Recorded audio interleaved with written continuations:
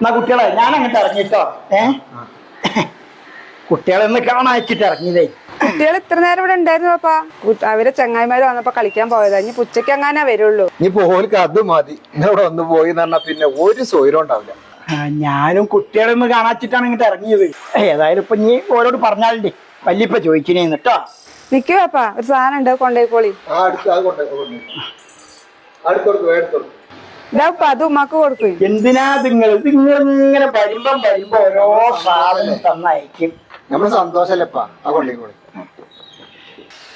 എന്നാ ശരിട്ടാ.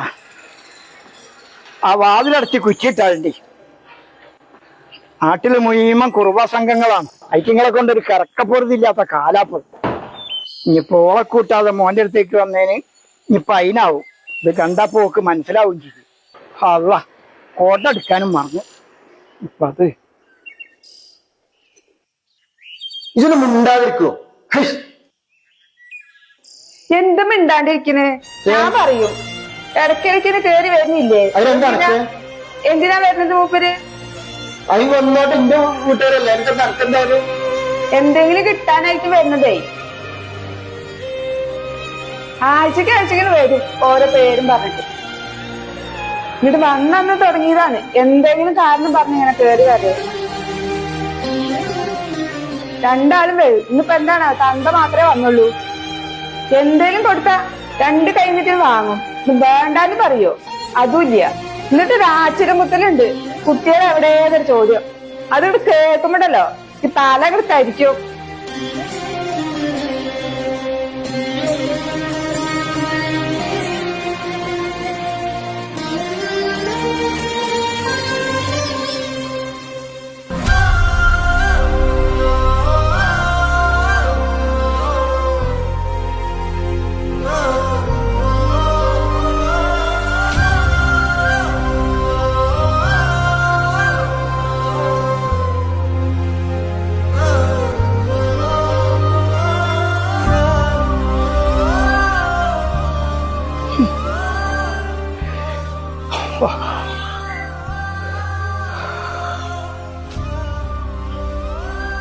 പടത്തേനെ കുഞ്ഞാനല്ലത്.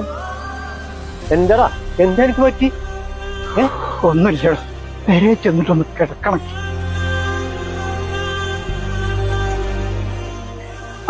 സുന്ന, ജീവിതത്തിൽ നമ്മൾ എന്തെങ്കിലും എവിടെയെങ്കിലും വെച്ച് മറന്നാല് പിന്നെ അത് തിരിച്ചെടുക്കാൻ പോകരുത് സുന്ന. അതൊരു തിരിച്ചറിവാകണം. അതൊരു തിരിച്ചറിവാകണം.